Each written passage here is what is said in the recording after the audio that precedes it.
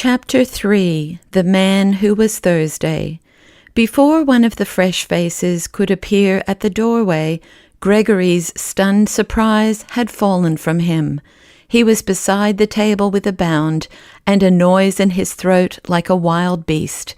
He caught up the Colt's revolver and took aim at Syme. Syme did not flinch, but he put up a pale and polite hand.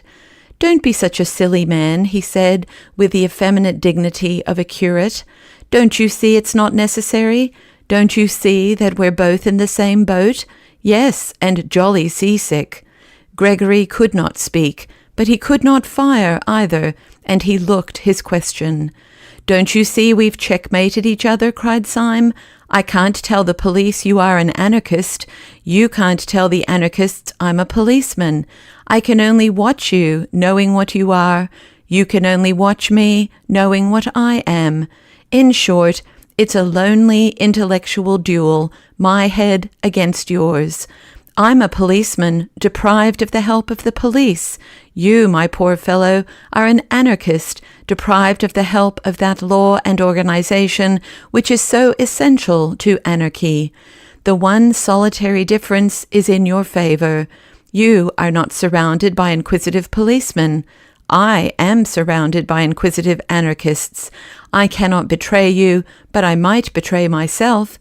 Come, come, wait and see me betray myself. I shall do it so nicely."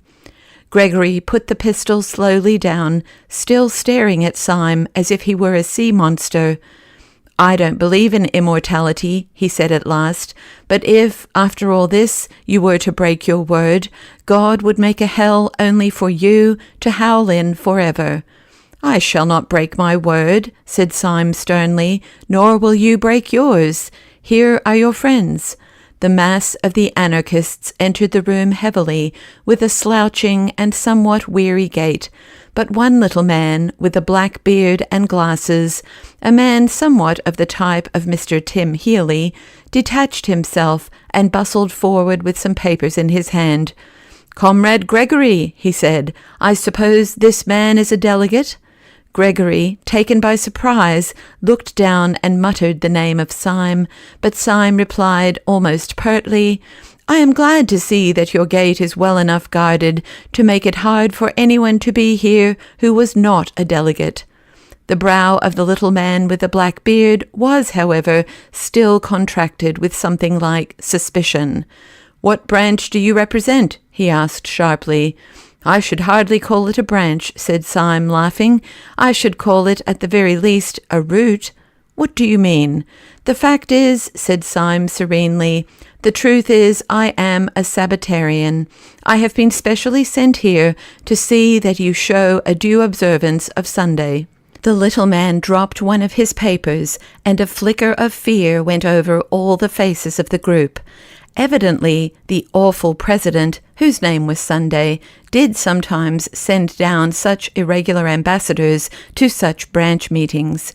"Well, comrade," said the man with the papers after a pause, "I suppose we'd better give you a seat in the meeting?" "If you ask my advice as a friend," said Syme with severe benevolence, "I think you'd better." When Gregory heard the dangerous dialogue end with a sudden safety for his rival, he rose abruptly and paced the floor in painful thought. He was indeed in an agony of diplomacy. It was clear that Symes's inspired impudence was likely to bring him out of all merely accidental dilemmas. Little was to be hoped from them. He could not himself betray Syme, partly from honour, but partly also because, if he betrayed him and for some reason failed to destroy him, the Syme who escaped would be a Syme freed from all obligation of secrecy, a Syme who would simply walk to the nearest police station. After all, it was only one night's discussion, and only one detective who would know of it. He would let out as little as possible of their plans that night, and then let Syme go and chance it. He strode across to the group of anarchists, which was already distributing itself along the benches. "I think it is time we began," he said. "The steam tug is waiting on the river already. I move that Comrade Buttons takes the chair." This being approved by a show of hands, the little man with the papers slipped into the presidential seat. "Comrades," he began, as sharp as a pistol shot, "our meeting tonight is important, though it need not be long. This branch has always had the honor of electing Thursdays for the Central European Council. We have elected many and splendid Thursdays. We all lament the sad decease of the heroic worker who occupied the post until last week. As you know, his services to the cause were considerable. He organized the great dynamite coup of Brighton, which, under happier circumstances, ought to have killed everybody on the pier. As you also know, his death was as self-denying as his life, for he died through his faith in a hygienic mixture of chalk and water as a substitute for milk, which beverage he regarded as barbaric and as involving cruelty to the cow. Cruelty, or anything approaching to cruelty, revolted him always. But it is not to acclaim his virtues that we are met, but for a harder task. It is difficult properly to praise his qualities, but it is more difficult to replace them. Upon you, comrades, it devolves this evening to choose out of the company present the man who shall be Thursday. If any comrade suggests a name, I will put it to the vote. If no comrade suggests a name, I can only tell myself that that dear dynamiter who is gone from us has carried into the unknowable abysses the last secret of his virtue and his innocence." There was a stir of almost inaudible applause, such as is sometimes heard in church. Then a large old man, with a long and venerable white beard, perhaps the only real working man present, rose lumberingly and said, "I move that Comrade Gregory be elected Thursday," and sat lumberingly down again. "Does anyone second?" asked the chairman. A little man with a velvet coat and pointed beard seconded. "Before I put the matter to the vote," said the chairman, "I will call on Comrade Gregory to make a statement." Gregory rose amid a great rumble of applause. His face was deadly pale, so that by contrast his queer red hair looked almost scarlet, but he was smiling and altogether at ease. He had made up his mind, and he saw his best policy quite plain in front of him, like a white road. His best chance was to make a softened and ambiguous speech, such as would leave on the detective's mind the impression that the anarchist brotherhood was a very mild affair after all.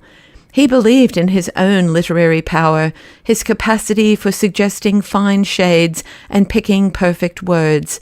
He thought that with care he could succeed, in spite of all the people around him, in conveying an impression of the institution subtly and delicately false. Syme had once thought that anarchists, under all their bravado, were only playing the fool. Could he not now, in the hour of peril, make Syme think so again? "Comrades," began Gregory, in a low but penetrating voice, "it is not necessary for me to tell you what is my policy, for it is your policy also. Our belief has been slandered, it has been disfigured, it has been utterly confused and concealed, but it has never been altered. Those who talk about anarchism and its dangers go everywhere and anywhere to get their information, except to us, except to the fountainhead. They learn about anarchists from sixpenny novels. They learn about anarchists from tradesmen's newspapers. They learn about anarchists from alley slopers, Half Holiday, and the Sporting Times. They never learn about anarchists from anarchists. We have no chance of denying the mountainous slanders which are heaped upon our heads from one end of Europe to another.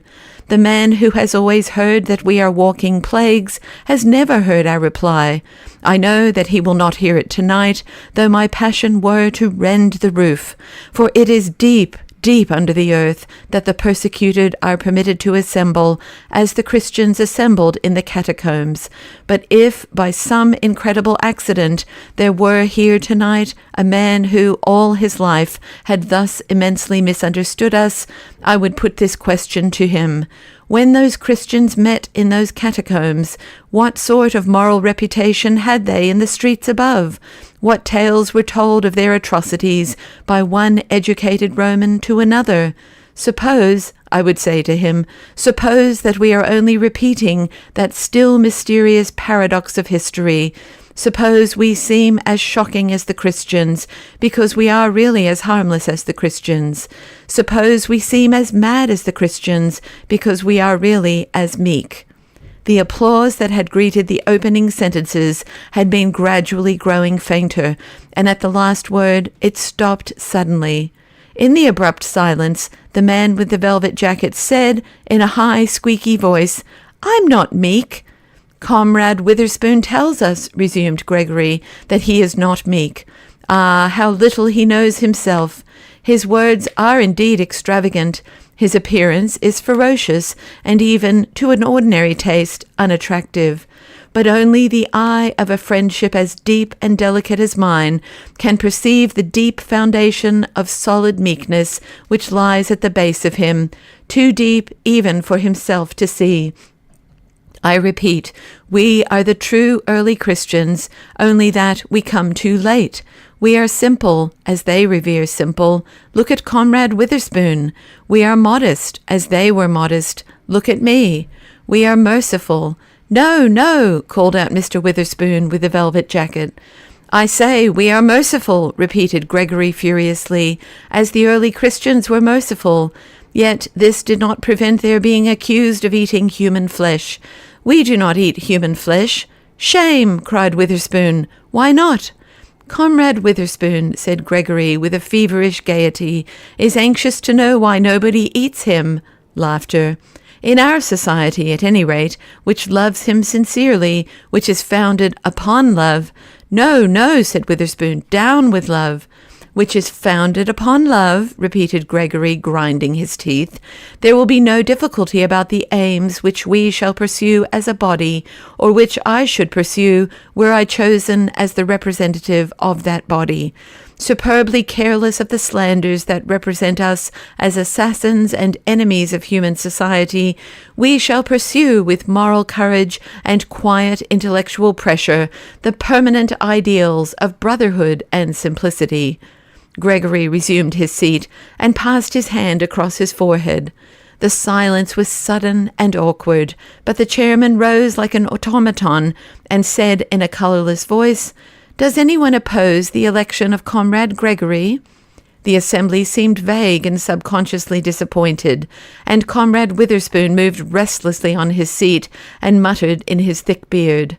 By the sheer rush of routine, however, the motion would have been put and carried, but as the chairman was opening his mouth to put it, Syme sprang to his feet and said in a small and quiet voice, Yes, Mr. Chairman, I oppose. The most effective fact in oratory is an unexpected change in the voice. Mr. Gabriel Syme evidently understood oratory.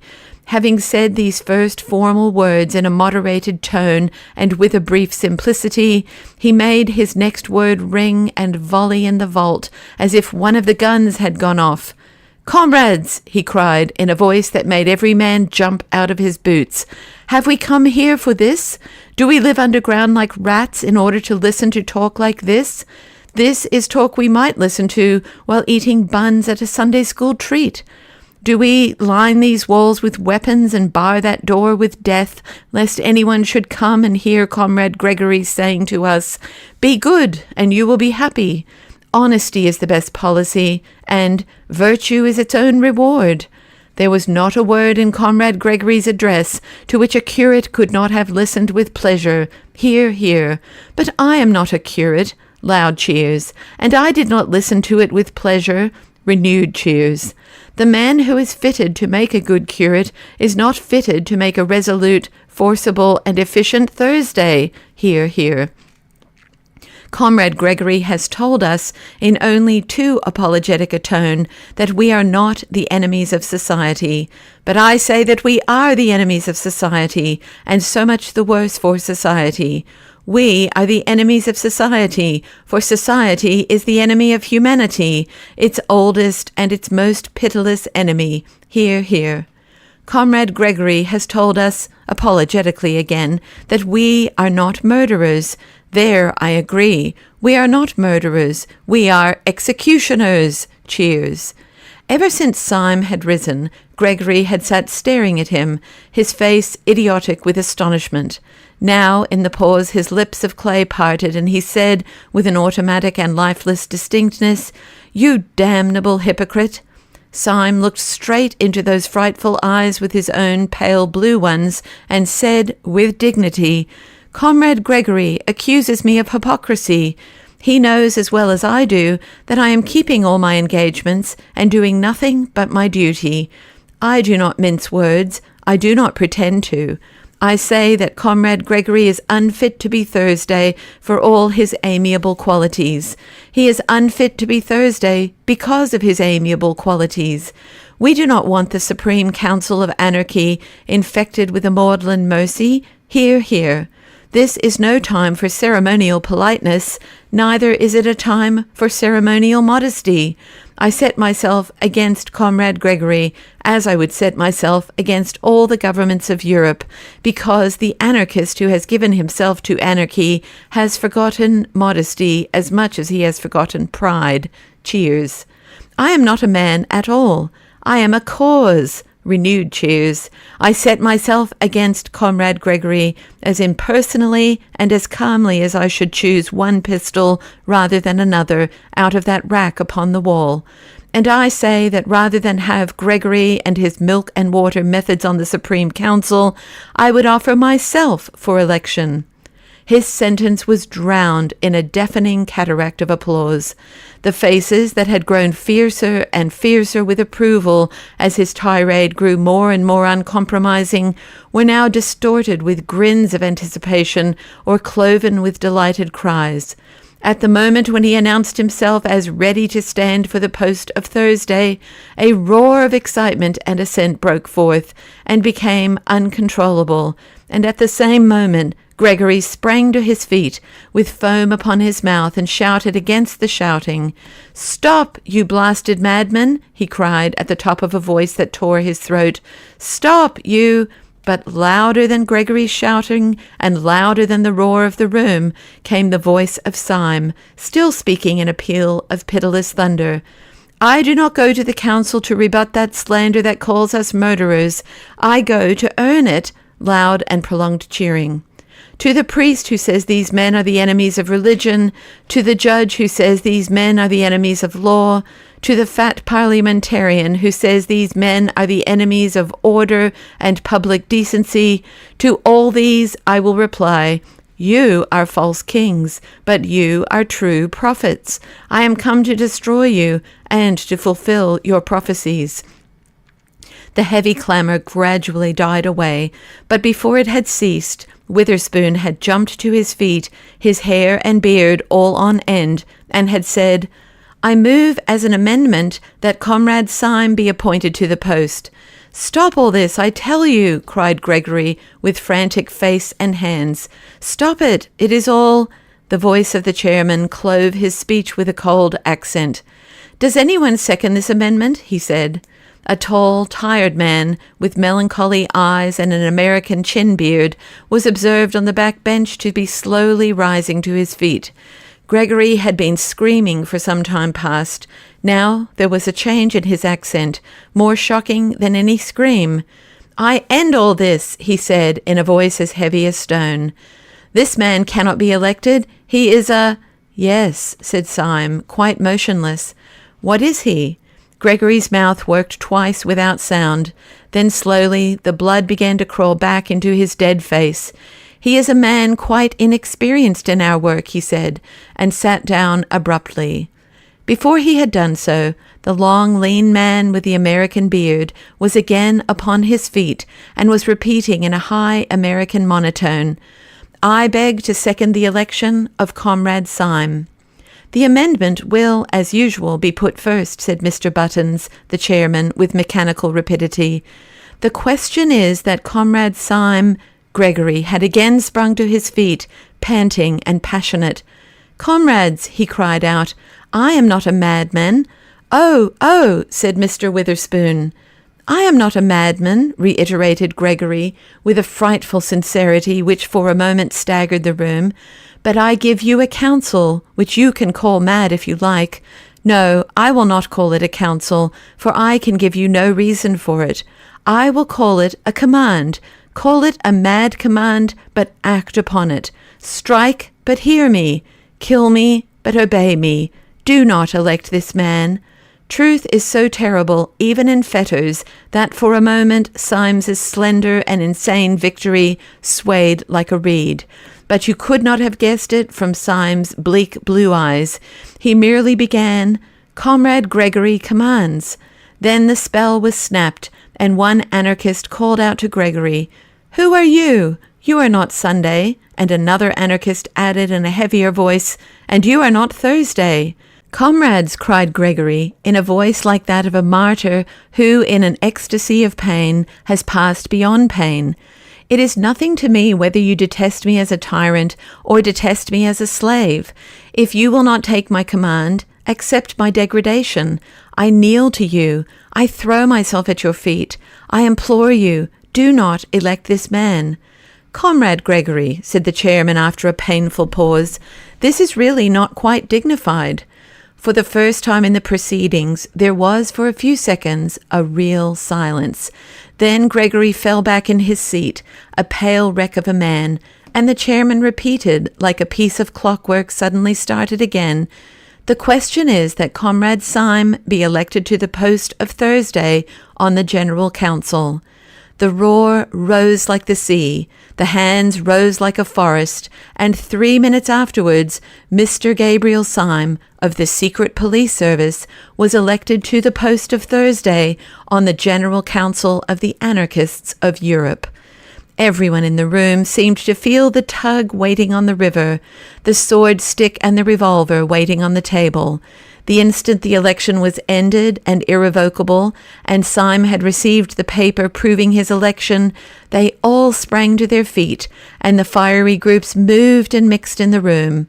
Syme found himself, somehow or other, face to face with Gregory, who still regarded him with a stare of stunned hatred. They were silent for many minutes. "You are a devil," said Gregory at last. "And you are a gentleman," said Syme with gravity. "It was you that entrapped me," began Gregory, shaking from head to foot. "Entrapped me into—" "Talk sense," said Syme shortly. "Into what sort of devil's parliament have you entrapped me, if it comes to that? You made me swear before I made you. Perhaps we are both doing what we think right. But what we think right is so damned different that there can be nothing between us in the way of concession.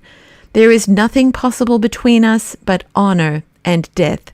And he pulled the great cloak about his shoulders and picked up the flask from the table. "The boat is quite ready," said Mr. Buttons, bustling up. "Be good enough to step this way."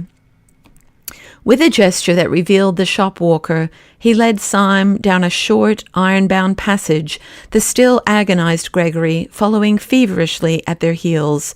At the end of the passage was a door, which Buttons opened sharply, showing a sudden blue and silver picture of the moonlit river that looked like a scene in a theatre. Close to the opening lay a dark, dwarfish steam launch like a baby dragon with one red eye.